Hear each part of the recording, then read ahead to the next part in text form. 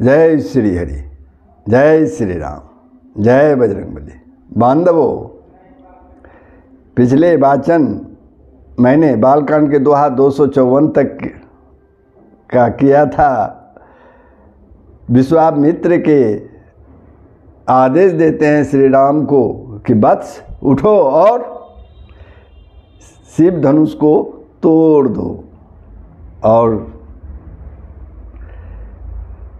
भगवान श्री राम गुरु के वचन सुनकर उनके चरणों में सिर नवाते हैं। उनके मन में न हर्ष है न विषाद है और वे खड़े हो जाते हैं। तब आगे इसका श्रवण कीजिए और आनंद उठाइए।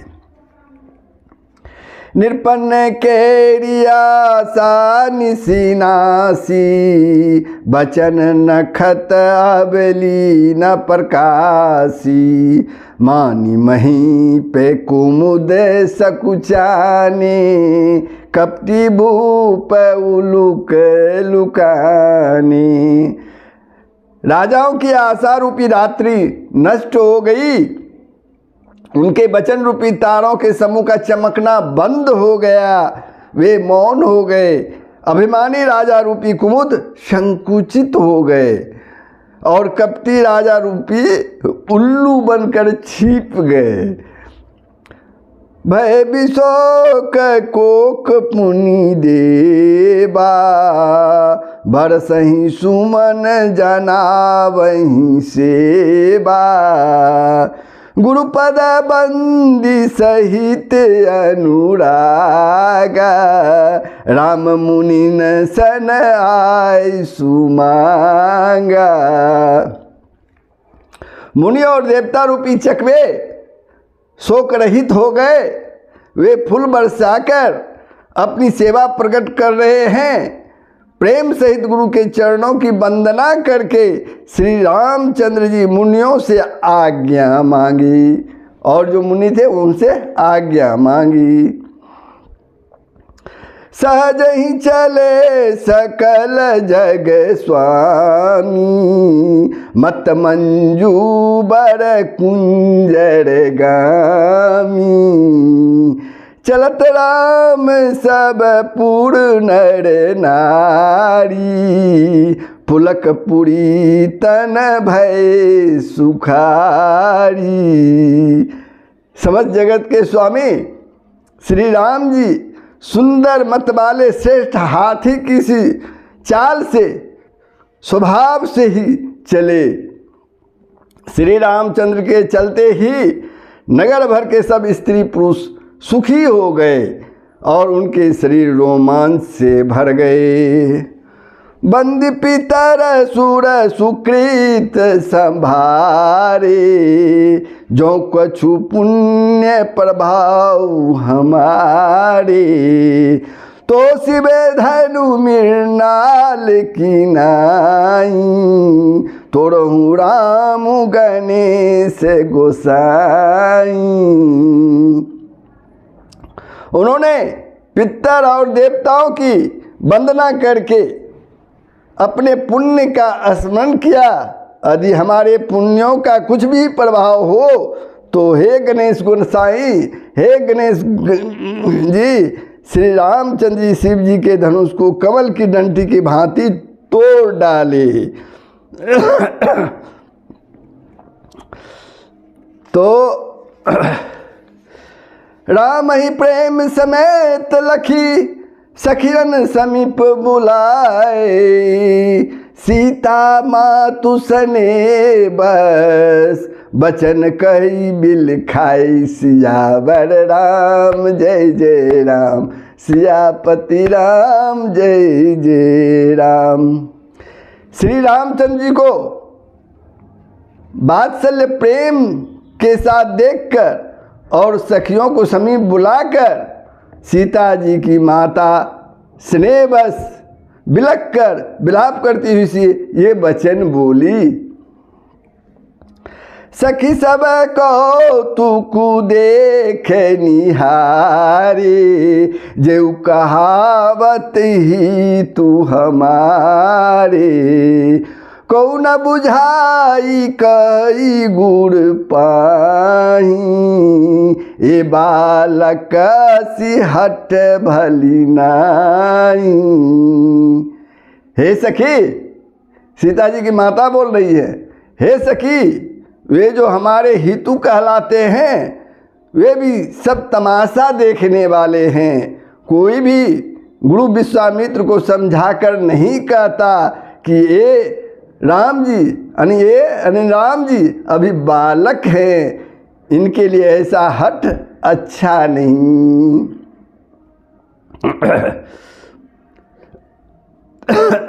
जो धनुष रावण और बाण जैसे जग विजयी वीरों के हिलाए से हिल न सका, उसे तोड़ने के लिए मुनि विश्वामित्र जी का राम जी को आज्ञा देना और राम जी का उसे तोड़ने के लिए चल देना रानी को हट जान पड़ा।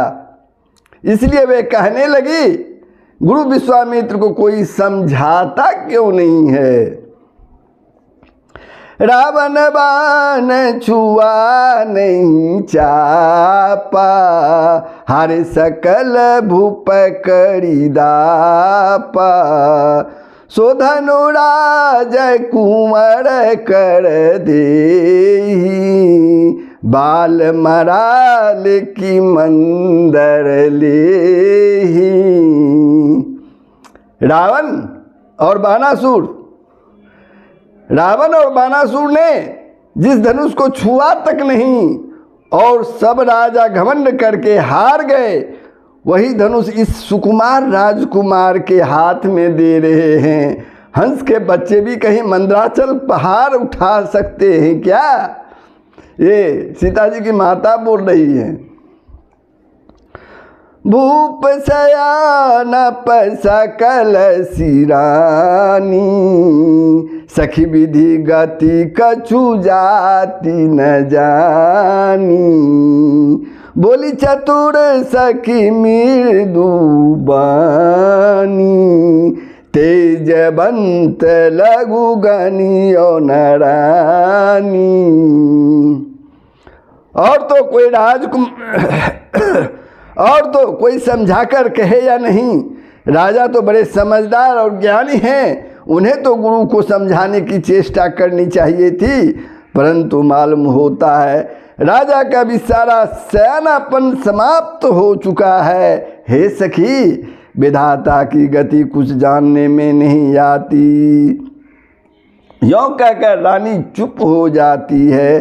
तब एक चतुर सखी कोमल वाणी में बोली, क्या बोली? हे रानी, तेजवान को छोटा नहीं गिनना चाहिए। अगर वो देखने में छोटा है, अगर वो तेजवान है तो उसको छोटा नहीं गिनना चाहिए।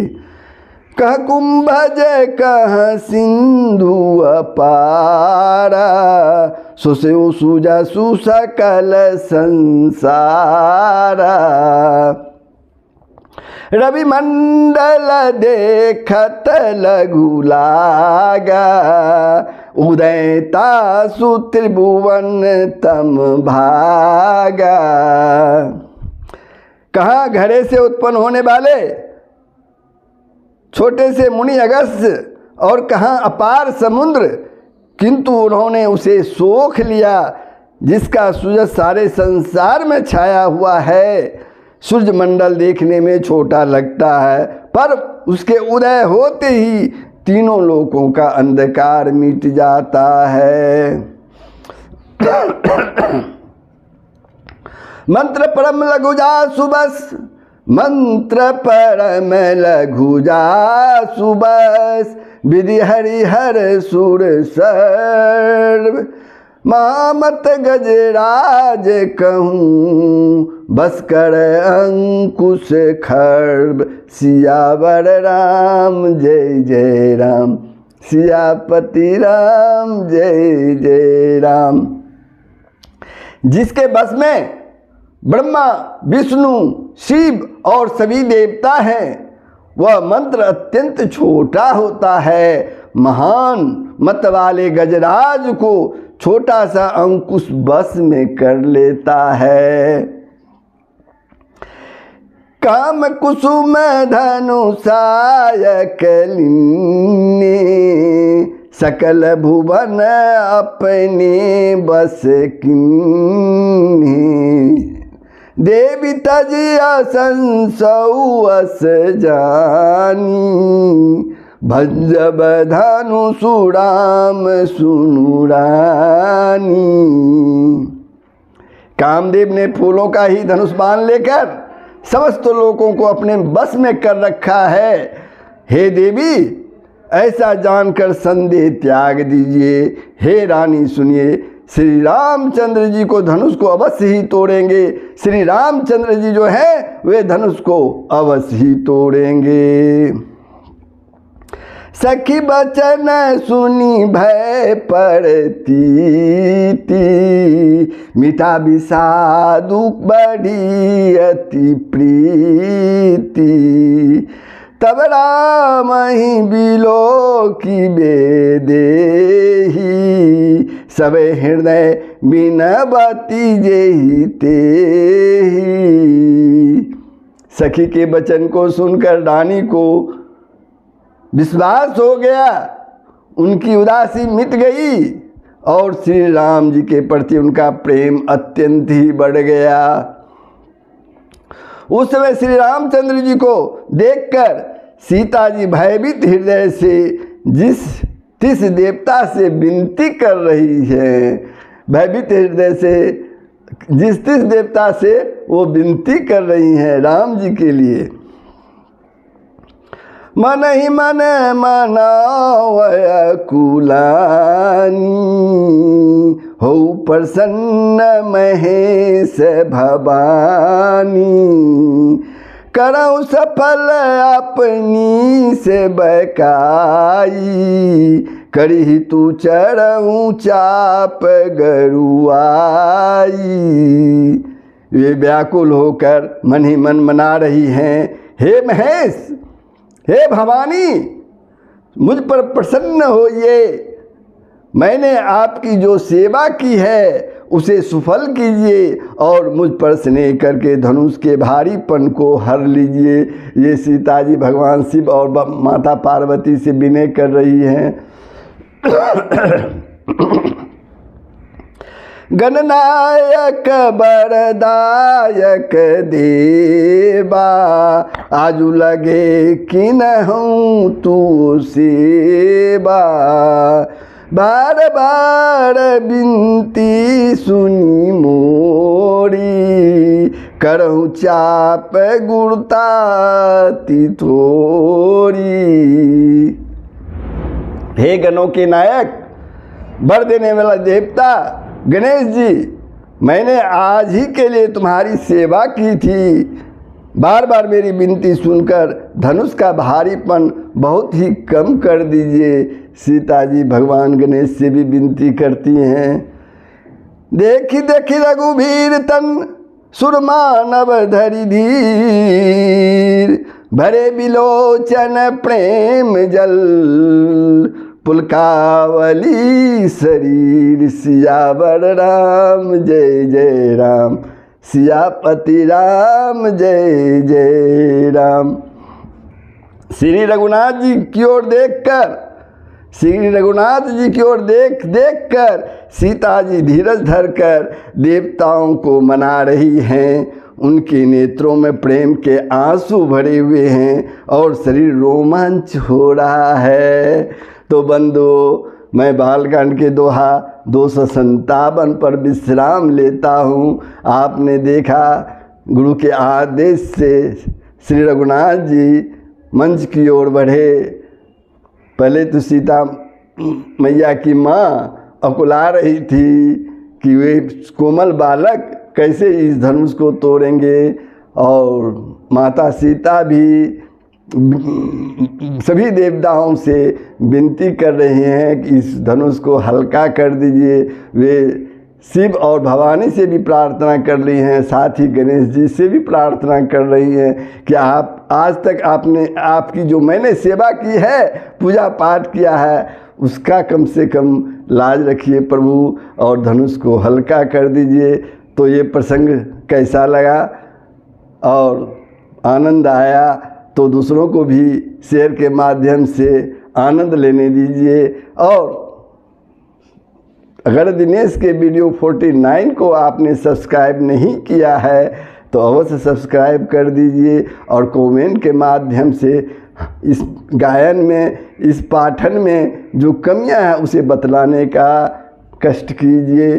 तो महानुभाव, जय श्री हरि, जय श्री राम, जय बजरंगबली, सबका कल्याण ही करेंगे।